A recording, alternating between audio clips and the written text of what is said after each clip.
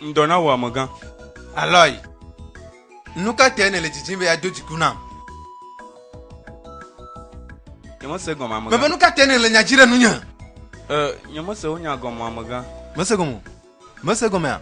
Enyo gblena. Aso nuka tene le jijimbe ya da si de tugbivinya nu wavo a. Oh papa, me de que me force no via la visiolo. Me le alo halem. Ya. Nyonu. Amakele no puno ya. Papa da si yaman lo. Me de que matemba manye kla lo edomo. Ya. Alo nuka ko yona we. Hafi ma mia nyen ku vesia o. Atrofu wa. Gbogbo nyi be na buzi la fisia. Hein?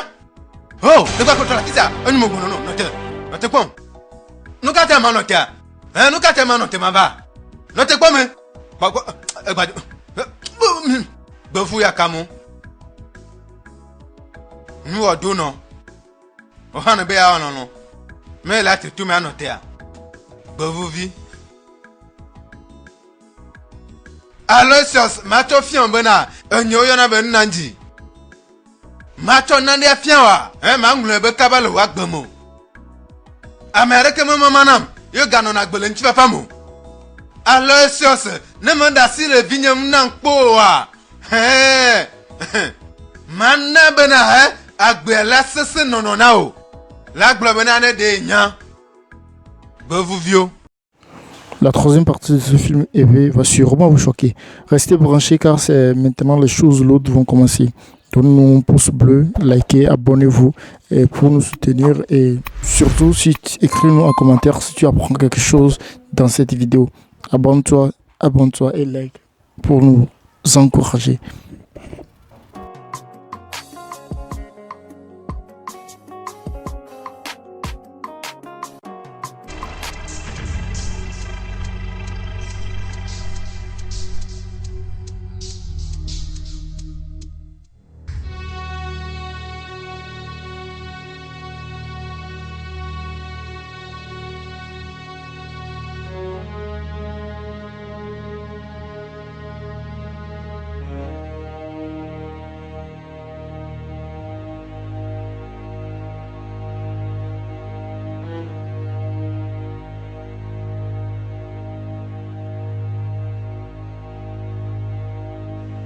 Kwara ojuwe note. Ta flate nyene le mapuna. Oh, awo maguchi amele mpuna. Nusine le tamia. Le nyate pemia. Alolo utanto. Ne salu dudu si agomia.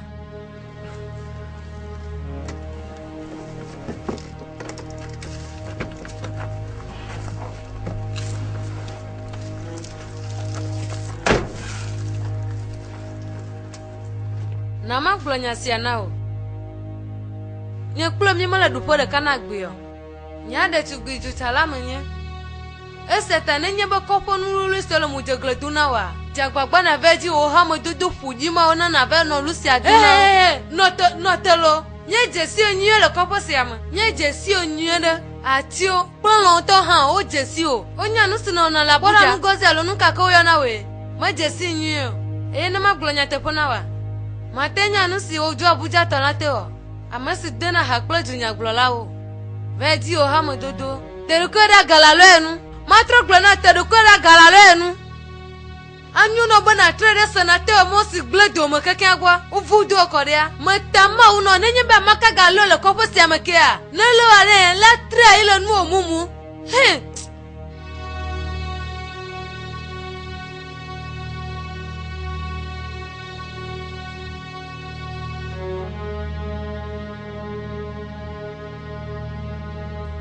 Nyade comme les nagro na fifi lai.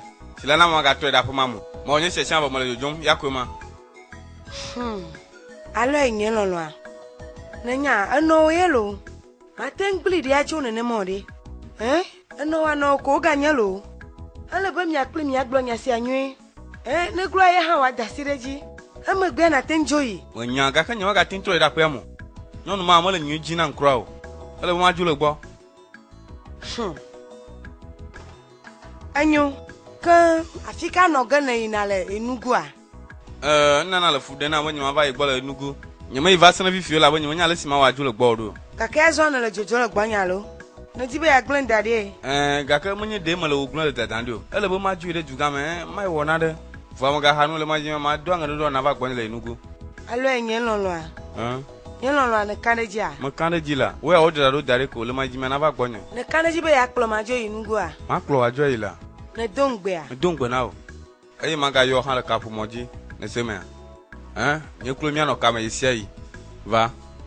Mo ga hanu la mo le klo yisia yi mana bana na va gbon ya va chi gbon la fima. Wa do jide nu nyeko ne se me da. Mo lo. Ne le kaneji be ne jo inugo a imanglo bo mo a. Nye manglo bo la They say she no fine, she no sabi blow grammar, but it no matter. Other girls them day, but make them find their way. My baby sweeter, make them just stay talk. Oh, now them get their mouth. Oh, I no go change my mind, now she be my choice. Oh my city mo, leave am for me.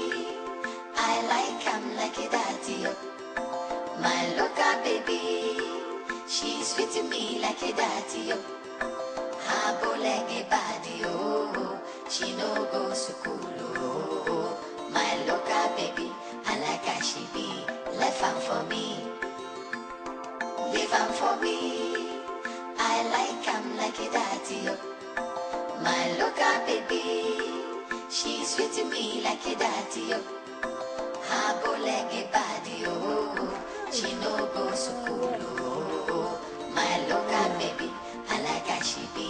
Aloy! Va do ezona noa. Va do ezona no. Aloy! Mele nyen ko sema. Enye no lolo ela. Aloy!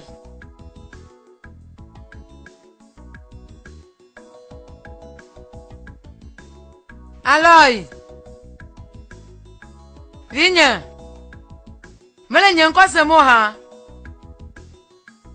Aloy! Aloy! Aloy! Aloy! Hey! De ka pusi ajoe. Aloy! De o chwe fa kwete. Hey! Hey! Aloy! Aloy! Hey!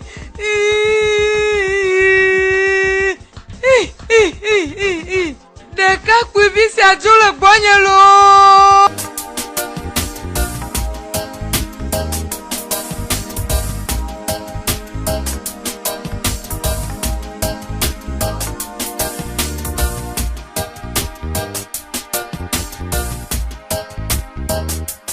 Mala jo jumva. Me cho nomba na amaka. Me kaneji bela yo ne nyembe va do Europea. Ne hian to ha me de kuku no la yi Europea avec pleba taflache. Bon, Aloy, le nya te pe ma ni me kana jibe matin o do mana olo. Na taflache la sine ni ma de kuku na o. Me gbona fi se be va ne cho imavo. Ye viere ko go gbona taflache. Nyento makpon salungbola taflache jema. Taflache no avec le groupe na nyimbo va me le gbati. Ni me kana jo nyevelia. Na taflache Ni me kana jibe matin yolo.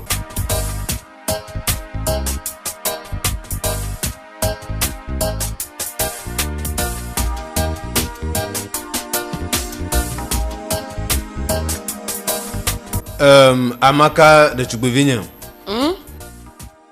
Esi no chechan kplikpan bena ya jo ejugamo koya. Nusi ko maglo no enyi bena por ko ji nyu enyi bele afima. Enugu a menye to po jumo ye onyolo. Alesi ya monyu sogbon le a. Nenema ke am bara ha, o sogbon le nenema o bara ntolo. Papa, Amaka nchu de pokios baby a. Nyemonye de Chugbevio. De Chugbigai menye. Maten kporo kwenyeji. Amaka, do nyu bena yeme wu epo gomo je school atetinu. Eseta, megano no fo ya kaya kato. Fonu nenye bena eleve viria. Ale bena magabe dukle dokuyo. eye gacho wa me gano na fisi afi yin le jugama mo. Papa, amakantu de kpokios baby a. Manya school madelolo. Nye manya school madela kro. Papa, nye mono nusio. Aleka na tena gbogbona be manya lettre do. Oh? Je parle français correctement. Amaka. Me glo nusi anu he nyasi ole be ma glo na wa. Ne le dia. Cho odo. Ne le gajia. Cho e kongbon le kokoli je a fisi ni duro fan. Anyu mose. Bye bye. Amaka, enugu amole abe mi ape kopu ma fisi anolo.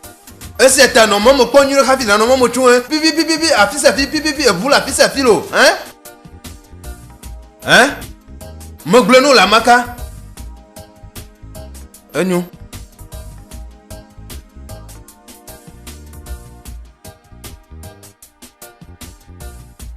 Dene wie hafi le yima. Awo ma yue na nye ba modo jugame.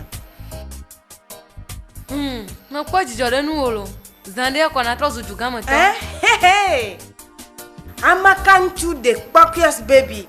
Yema. Tare jugame. Ma kwa jijore nu wolo. Na nyanu sia. Ma chofio bena. Kobo biwa. O konku mo chowu. Jugame fere tu bio. Eche. Miawe nyenwa.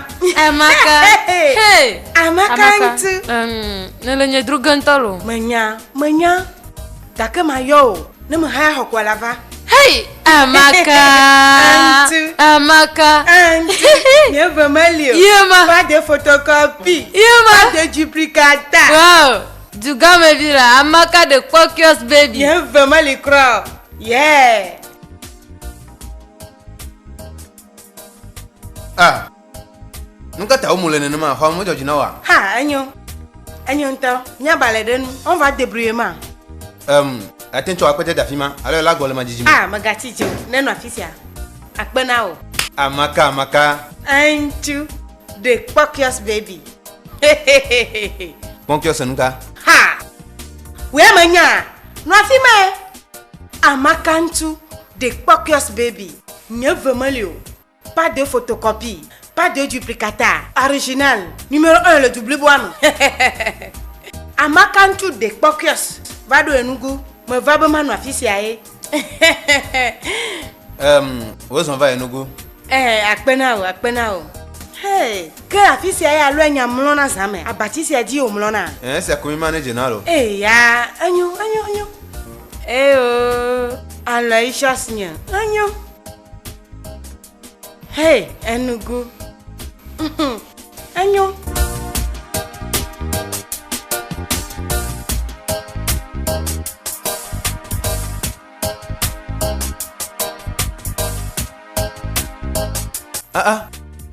Nous c'est pas gomere. Alors chas. Hein? Mon le bana no tima ba hafi na doli onu wa. Mele be na cho nya sia video de hein.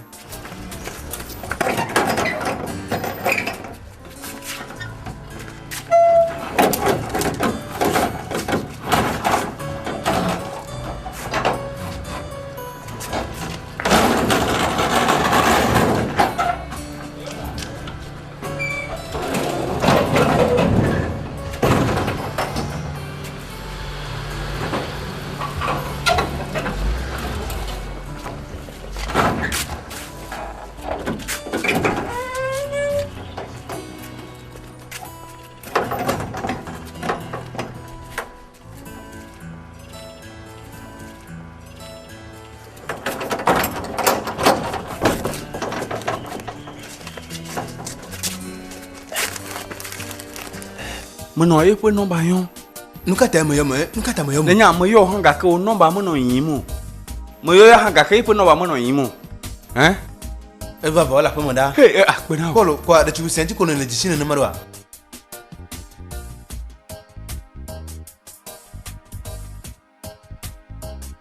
Ne le gbova ha. Miaga dogo.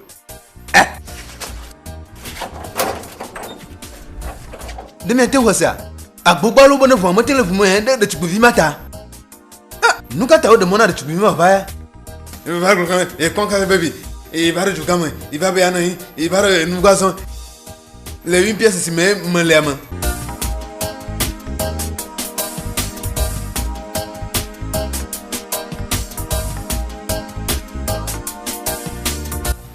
afisi akono na yo ba enugu a. Povo toto gana kama la okumya pa kopia domore.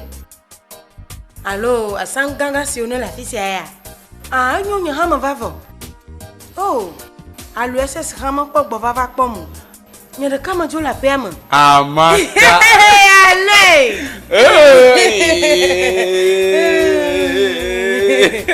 Alaka lido. Malinyu delo. Pauda. Hey. Oh, nega nyak poponto. Kama nyak pokwa. Alaka lido. Malinyu de oyade. Ne jun tolo. Ne kana jibo motiro ya. Tepe, nega nyak poponto, ne jun to. Ba. Ne juru male gbegbe. Anyo Blona mbada ma juro icho takaka kora fachigamo. Blona mase. Nusia nusile nuwa juru mnyana. Oh, ne kataji kalo. Allo shas manya ndodo ya mo blena. Nyanchin ka juro chawu. Ima onchin de sere juru mnya. Ala pae joida. Nene ma do la do we sone me ma anonye blema. Ala onchin de sere juru. Manya tepe mo. Afiare lisi juro chawu. Blena. Enyo va mi de khoma ne ma glena wa La glena ma. Va mi de ma glena. Allez, c'est la belle avec glena là. Focus baby.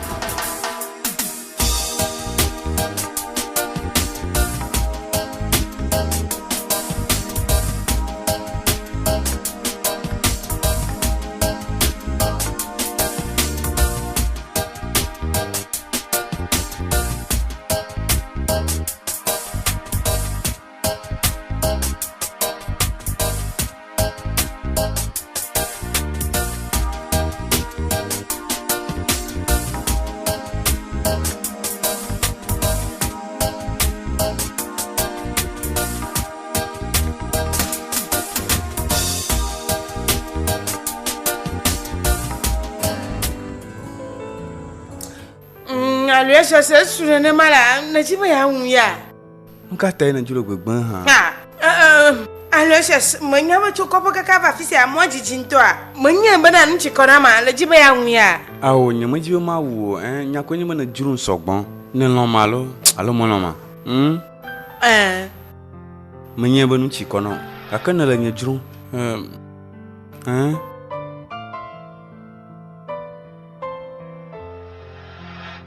Ala bo onye nyelonlo ese ta mada si olawe mada si olawe to gbo na nchikona onta nenye Monya voilà Allo ches na ma we enyo Wai Chafi tabado Chafi Ato glaso enugu etonye gbona mbena le enugu afisia Chafi sogbon linto Ni fiafio. Allo ches Nana e. Oh, nuka wenye si ha. Nuka wole lo khame yomo le jibo ya kuntana mu. Aloysius. Hey. Fiafio. Hey. Atonya la konlo. Agbona mbana fiafio sogbon le enugu.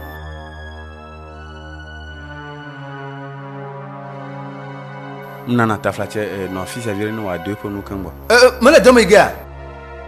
Moi don travailler là, halo. Le don tra, Quoi? Amunya nya po lecta no te ko le domo da mo ponyo. Anyu no na jaro na jolo. Anyu no te ma pora ba du no va.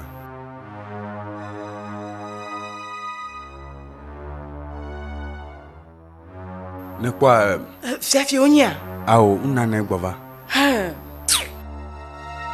Agbova pe me. Mo gbona mai pu wana no. Awo de la fa kwa mama na me, allo ses o halo. Jeme alo. Mela lo yom mela jiji la chonye yo nene make menglondu de zigede ga kamero de kenamo mama nyamanya nu simaga o nyamanya nu bu sima o Vinya mama nu le kasi ma glonawa ye ko nyebe na jema allo ye Vinya mo po ebe de kakpo vio ba glan jeje leme ne laisse ma Vinya we me gavon ela tro gbovado kwima enyenye noa ma jesi mama ekai mama tafla jene na tenyu na ala doji jogare na mama manya nyento maji done wa o doli majine eye magakane jinyu ha bana efu dasedi gbanlesi olesia la we bana ela ponko de dele dom kaba mama ne poa lele kpɔma nye me nya nu si te vi nya gbe be yi ma kpɔ ɖetugbi nya kpɔ abe wòe ne gbɔ eme ma nyo na me si no nu sia kple vi nye kpɔ gbe ɖe o me be me ma nyo ne kpɔ hey Mama ga yue ke ga jagbagba na trɔ yue menye be la ɖo to me dzesi vi woe la ɖo to yue ne wa gbɔ va ta flatse mele nye hã nye yɔyɔ tsɔm o lo mele tsɔm o vi nye gake me ga vɔn ela trɔ gbɔ va ɖokui me nye le gblɔ nɔ wo adze me ela trɔ ɖo ɖokui me enye le gblɔ nɔ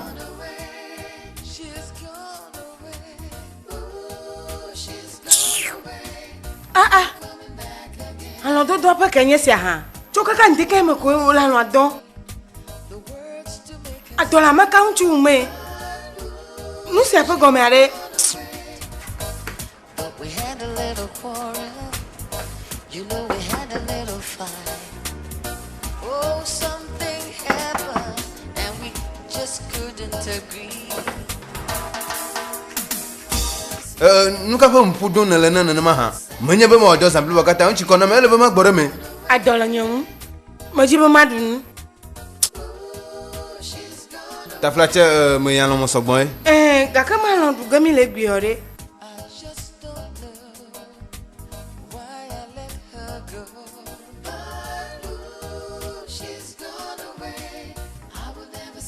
Ɖekakpui dɔwɔƒe sia menye dɔwɔƒe aɖe gasi me ne dzroa ye la va dɔ mu ame gbogbo aɖewo le mɔdzi ɖa le tsatsam le dɔ si wɔwɔ adzim ɖekakpui ne le fe kple dɔ si ne le asi woea nye ma dzi game be ma xɔe ɖe asi wo ma tsɔ na ame bubu ne sia me do ta flatse me gã nu sia ma gava me ke o donc tre me do ma gava me ke o me de kuku la nyono wawo to ɖo ƒonya ye wònye me na wo ɖekakpui akpe na wo kaka me gã ma wɔ waƒe me dɔ esu nenema azɔ dogo le nye biro akpe me gã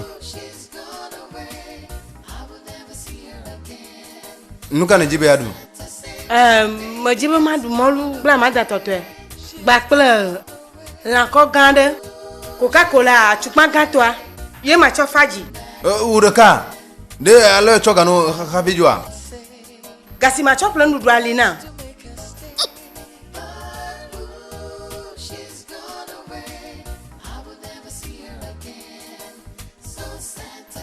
Ho, tsɔ change va ne lo. Dasile nu. Gare la fisia no. Nyento ma chop le vana. Mai mava. Akpe na o. Mo sokpo.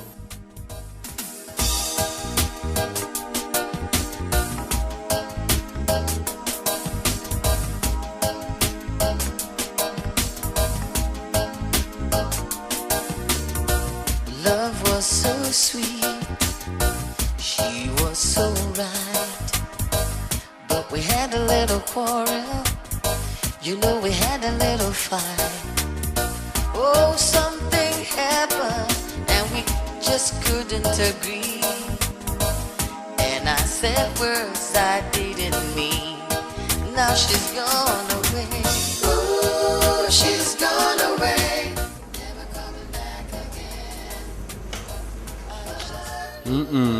Amaka na mia dɔlɔ la ŋdɔ ne nya tsɔ me tsi megbe ne wo gatsi megbe gbia ke aƒetɔ nya la nya le dɔ me ɖe kuku Ne be nka aya wa leke nukata aleko be nuka dzɔ anya nye lɔlɔtɔa nuka le ono ha nuka le ona o. Amaka me tsi megbe hafi dɔa me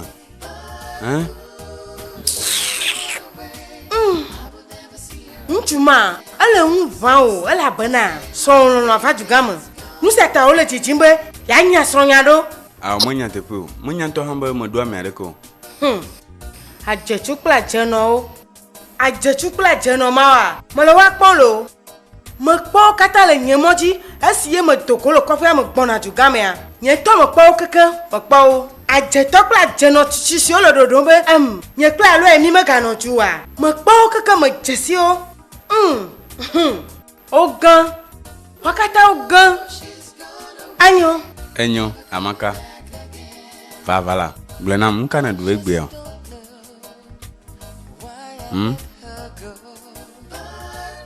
nu ka ne ɖu gblɔ nam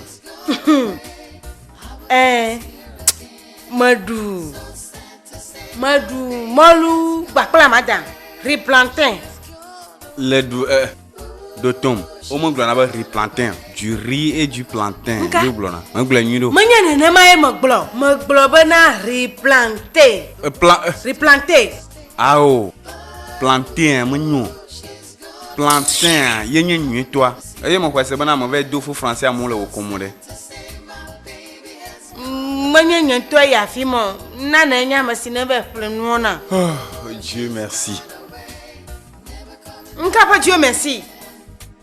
Et nous d'assignons bien trop loin. Ah, bien sûr, explication, moi, Dieu merci. Il n'y a pas comme aller. Ça veut dire quoi? Explication, gars? Non, mais explication, moi, ma doigt, je dis, aïe, moi, fima. Explication, moi. Ah, ma canne, le yoga. 1, 2. Ah, ma canne, Pokios baby. Numéro 1. Original, sans photocopie. Duplicata, moi, original, en toi, dedans. Mieux vraiment le hihiamo. Hey! Oh, Aloysius. Aloysius, mieux.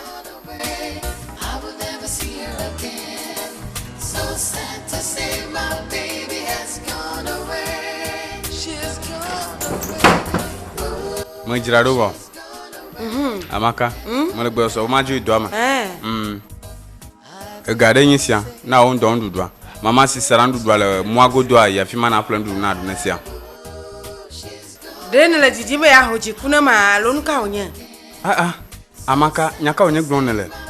Mo le dondu pe ga tona o, no si yo mo le ju, no mo sogbon agre ma cho bu pe na we. Bon nkan lo won kom. Nu ka te na susu be nye tonye ma te ple nye ndudu. Gba ple nye ga. Amaka ntulo le ma pona lo, gala nye to asinye. Nto ha, la kpom ave twasi ama afion. Eye, ne me ida si ama maja dokpo. Gba ple gazevi. Majibe mi toni anonda. Majibe madam. Ama ya gba ple wokli. Ala vivi nous. Le jibe adam la fika. Ala vivi nous. La fille c'est ma choix de quoi da fille c'est a choga se via deji. Kwa mianda no abobode. Ala domyaji. Amaka, ne quoi? Namia no mdudu plein le montant mwenye bana yi ya lava trop nesia. Va, enyu na nama. Ha. Mga siara ke molo. Kon du poga. Mga siara ke lo.